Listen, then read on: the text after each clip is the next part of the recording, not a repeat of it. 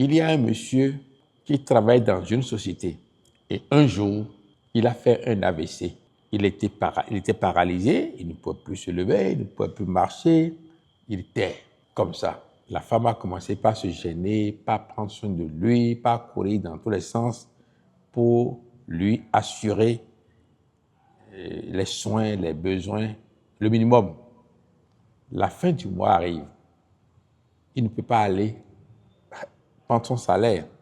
Ses collègues ont dit, bon, envoie ta femme pour qu'elle puisse prendre donc l'argent, le salaire, parce qu'il est fonctionnaire dans une entreprise qui paie bien. La femme est partie. Ceux qui la connaissaient l'ont amenée chez le comptable. On dit, c'est sa femme. On dit, oui, d'accord. Signez ici. Et elle a signé. Et on a commencé par lui compter l'argent. On lui a compté l'argent. Et la femme a eu le courage de dire, c'est le salaire mensuel de mon mari, ça. Et on lui a dit oui. Pourquoi? Elle dit non, il n'y a rien. Arrivée à la maison, elle a commencé par pleurer à chaudes larmes devant le mari malade. Elle a dit, c'est tout cet argent que tu prends chaque mois et moi, je suis en train de souffrir ici. Bien-aimés dans le Seigneur, chers amis de l'émission Ce qu'il faut savoir, bonjour. Vous semez beaucoup, vous recueillez peu.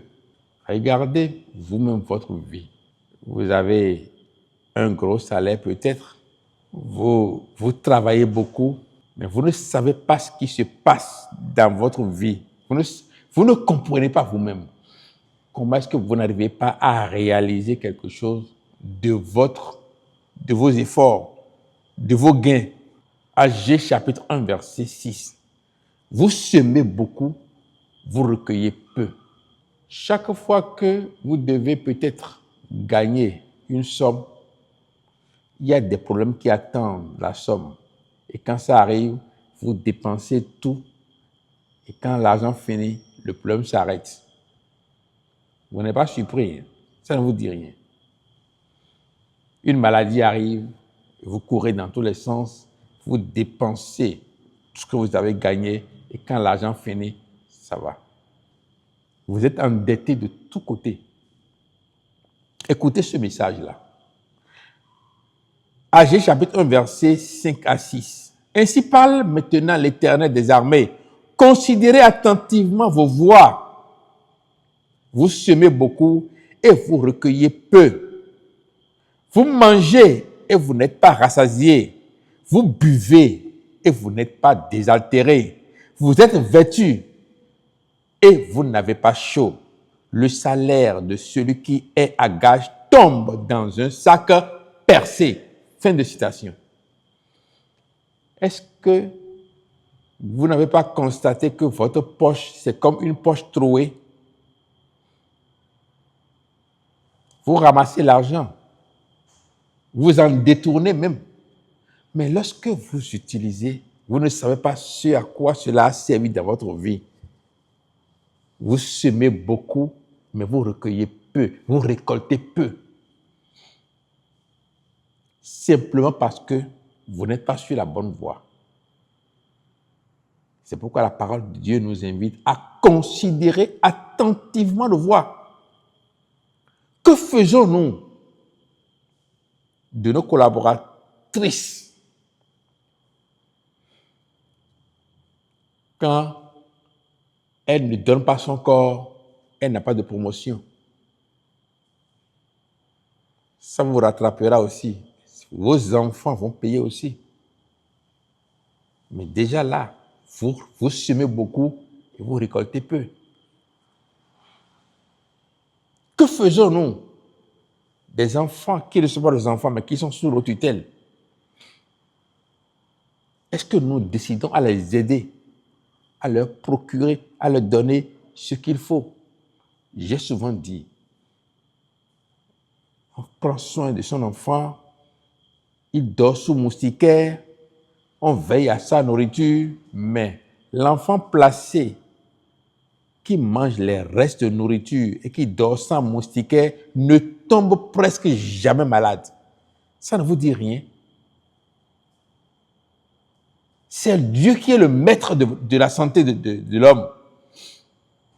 Et il procure la santé gratuitement à l'enfant qui dort sans moustiquaire et la maladie que lui, il devait avoir, c'est notre enfant qui dort sous moustiquaire, bien protégé. Hein? C'est lui qui ramasse la maladie. Vous semez beaucoup et vous récoltez peu. L'Éternel nous demande de reconsidérer attentivement notre voie, de regarder ce que nous faisons, de regarder ce que nous semons pour attendre de Dieu de bonnes récoltes. Dans la grâce, la bénédiction, la joie, nous ne méritons pas parce que nous semons la haine, nous semons la médisance, nous semons les querelles, nous semons la méchanceté. Et c'est ça qui détruit nos efforts. Tu te réveilles avant tout le monde. Tu te couches après tout le monde. Mais tu n'es jamais riche. Et tu ne le seras jamais. À moins que tu reconsidères ta voie. Tu ne commences pas à dire la vérité à ta femme à la maison. Il y a un monsieur qui travaille dans une société. Et un jour, il a fait un AVC. Il était paralysé, il ne pouvait plus se lever, il ne pouvait plus marcher. Il était comme ça. La femme a commencé par se gêner, par prendre soin de lui, par courir dans tous les sens pour lui assurer les soins, les besoins, le minimum. La fin du mois arrive. Il ne peut pas aller prendre son salaire. Ses collègues ont dit, bon, envoie ta femme pour qu'elle puisse prendre donc l'argent, le salaire, parce qu'il est fonctionnaire dans une entreprise qui paie bien. La femme est partie. Ceux qui la connaissaient l'ont amenée chez le comptable. On dit, c'est sa femme. On dit, oui, d'accord. Signez ici. Et elle a signé. Et on a commencé par lui compter l'argent. Hein? On lui a compté l'argent. Et la femme a eu le courage de dire, c'est le salaire mensuel de mon mari, ça.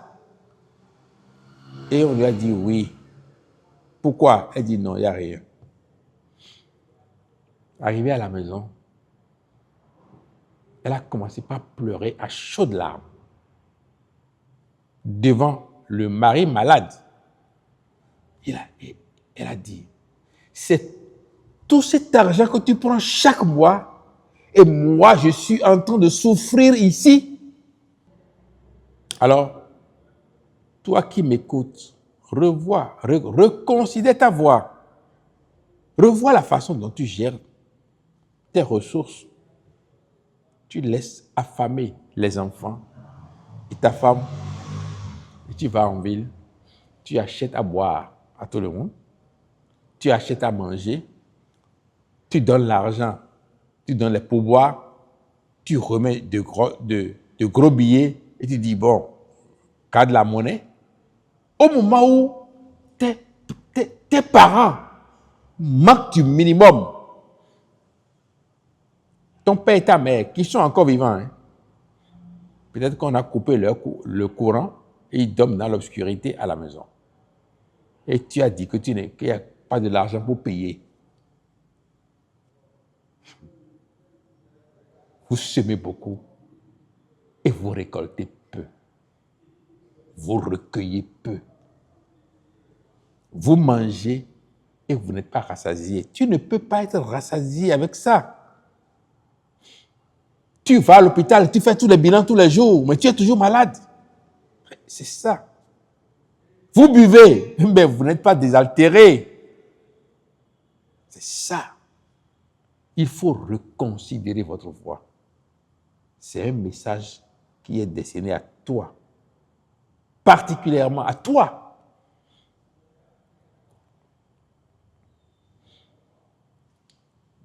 Vous semez beaucoup et vous récoltez, vous recueillez peu. C'est pourquoi la parole de Dieu nous dit, Agée chapitre 1, versets 5 à 6, « Ainsi parle maintenant l'Éternel des armées. Considérez attentivement vos voies. Vous semez beaucoup et vous recueillez peu. Vous mangez et vous n'êtes pas rassasiés. Vous buvez et vous n'êtes pas désaltérés.